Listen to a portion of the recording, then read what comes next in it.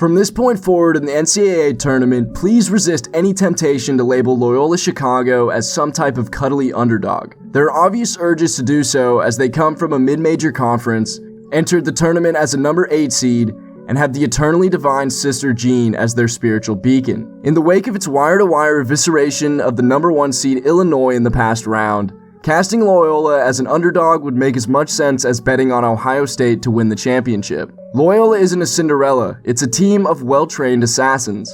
For 40 brass-knuckle minutes against Illinois, the Ramblers showed the only fitting label they should carry with them for the next few weeks: national title contenders.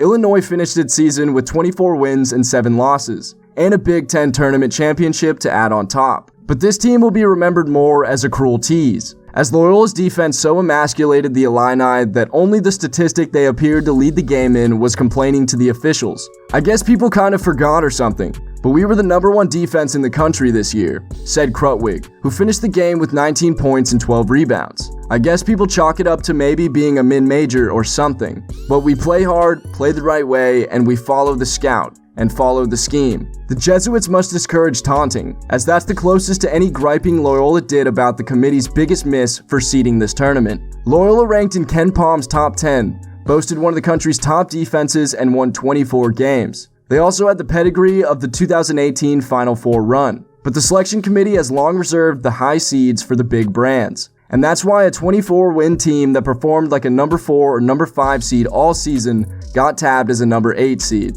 Hopefully Sister Jean says a rosary for the failing vision of Mitch Barnhart and the rest of the NCAA selection committee. Loyola took this victory in such casual stride that Coach Porter Moser, who was emerging as Brad Stevens 2.0, had to gather his guys after the game and remind them to enjoy it. It's amazing what happens when you get a group of young men who believe, and these guys believed, Moser said, from start to finish. Behind the pleasantries, politeness, and formalities, Moser has emerged as one of the game's elite tacticians. Loyola guarded ball screens so well that they did what few in the Big Ten could do: bottle up Dosunmu and hold an electric offense to 23 points below its average. The game both assured Moser could fill the NABC convention each year with ball screen clinics, and likely sent Marquette boosters scrambling for extra millions to try to lure him to Milwaukee. So the real question is, what makes this Loyola team so much more prepared to win the national title than the 2018 version that went to the Final Four? The coaches who've studied Loyola start with that defense,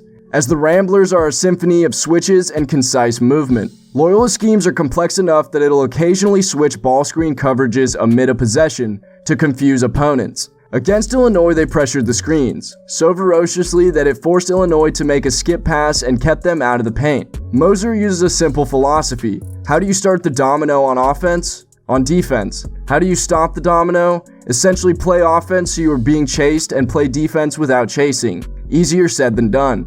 In the game against Illinois, we saw an offense that operated so fluidly, as they had 16 assists against a stifling defense that made the Illinois defenders chase the Ramblers around the court, thanks to crisp ball movement. On defense, the Ramblers double-teamed ball screens until the dribbler stopped. Then they managed to scramble back to avoid getting caught out of rotation. The offense is deliberate enough that it acts as a pressurizer to shorten the game. The same ball possession concept that allows college football programs like Army and Navy to dictate how games are played. Throughout the game, Illinois' offense was so disrupted that Coach Brad Underwood looked lost in searching for answers. "We got outfought," he admitted afterwards. Illinois, the country's number 14 ranked offense, had its lowest offensive output of the season by 5 points. They also finished the game with 17 turnovers combined. Which brings me back to my question. How much better is this Loyola team than the 2018 version? A lot, according to those who've seen both. Miami coach Jim Laranja, who lost to Loyola in round 1 of the 2018 NCAA tournament,